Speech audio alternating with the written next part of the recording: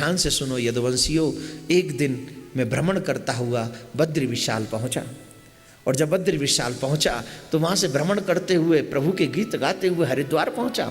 हरिद्वार में मैं गंगा के तट पर बैठकर अपने प्रभु के स्वभाव की चर्चा कर रहा था। उसी समय मैंने एक कछुए को देखा जो बहुत विशाल था।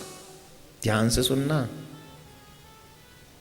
क्या पता वो कछुआ हम हो, आप हो, कोई भी हो सकता है। मैंने उस समय उस कछुए को देखा जो बहुत विशाल था, पर्वत जैसा उसका आकार था, बड़ा विशाल। और उस कछुए को जब मैंने देखा तो मैं उसके पास गया और उस पे हाथ फिराने लगा और मैंने उससे कहा, कछुआ तू बड़ा धन्य है, कितना विशाल रूप है तेरा, कितना सुंदर दिख रहा है, बहुत सुंदर है तू, बहुत धन्य है, तू धन्य है। कछुआ बोला, नारद जी मैं धन्य नहीं हूं, मैं बिल्कुल भी धन्य नहीं हूं,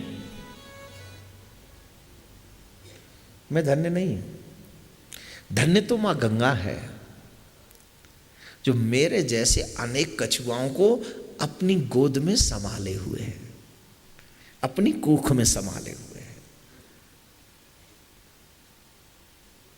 मेरे जैसे अनेक कछुआ मां गंगा की गोद में रहते हैं, अनेकों मछलियां गंगा की गोद में, गंगा में भीतर रहते हैं।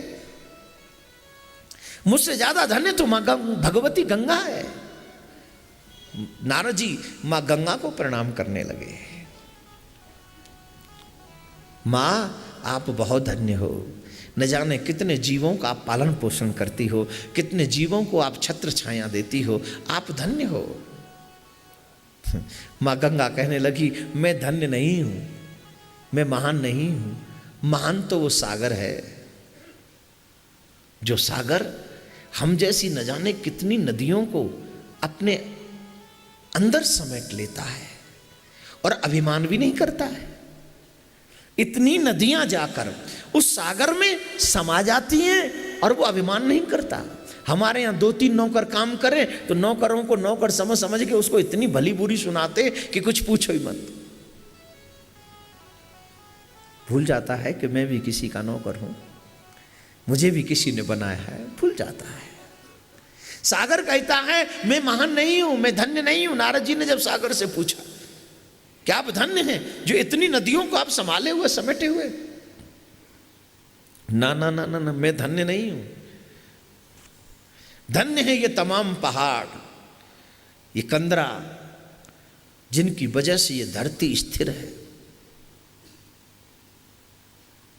क्षमा करें, सागर बोले धन्य है ये पृथ्वी जो मेरे जैसे कई समुद्रों को अपने ऊपर संभाले हुए है। कई समुद्रों को, 7 समुद्र तो आपने सुने ही हैं। मुझसे ज्यादा धन्य तो ये पृथ्वी है। नारद जी पृथ्वी माँ के पास में गए, आप धन्य हो माँ जो इतने सागरों को आप संभालती हो। बोली ये पृथ्वी नहीं, मैं धन्य नहीं हूं, ये पहाड़ धन्य है जिनकी वजह से मेरा बैलेंस पूरा बना हुआ है। मैं आपकी जानकारी के लिए बता दूं, फॉर योर काइंड इंफॉर्मेशन, कि बहुत से लोग इन पहाड़ों को खोद रहे, इसीलिए बेमौसम बारिश होती है, इसीलिए इतनी धूप पड़ती है। क्यों? क्योंकि पहाड़ों से जो हमारी छाया है, वृक्षों का जो जन्म है, वृक्षों की जो ये जो कार्य है वो बाधित होता है। और सिर्फ भारत में नहीं, भारत से बाहर भी पृथ्वी के संतुलन को खोया जा रहा है। नहीं करना चाहिए, वृक्ष नहीं काटने चाहिए, पहाड़ नहीं खोदने चाहिए, प्रकृति के साथ खिलवाड़ नहीं करना चाहिए। अगर तुम प्रकृति के साथ खिलवाड़ करोगे तो एक दिन प्रकृति तुम्हारे साथ भी खिलवाड़ करेगी। भूकंप आएंगे, सुनामी आएगी, गर्मी पड़ेगी, बेमौसम बारिश होगी। क्यों? शुरुआत किसने की? तूने। खिलवाड़ करना तूने शुरू किया तो उसका फल, उसका दंड तुझे भोगना होगा। आज गंगा की नदी, गंगा जो हमारी सबकी कितनी बड़ी धरोहर है, उसे रोक दिया जा रहा है। जगह जगह बांध बनाकर छोड़ते हैं, लिमिट का छोड़ते हैं। जमुना को हथनी कुंड पर रोक दिया गया है। मथुरा वृंदावन में बड़े बड़े शहरों के गंदे नाले बहकर जाते हैं, लोग उसे जमुना समझते हैं। देश में न गंगा सुरक्षित है, न पहाड़ सुरक्षित है, न वृक्ष सुरक्षित है, न गाय सुरक्षित है, न जमुना सुरक्षित है। सुरक्षित कौन है? इंसान भी सुरक्षित नहीं है क्या इस देश में? इंसान सुरक्षित? यूरोप में, अमेरिका में एक जान की बहुत कीमत होती है, और हमारे यहाँ सबसे सस्ता अगर कोई है तो वो इंसान की जान सबसे सस्ती है।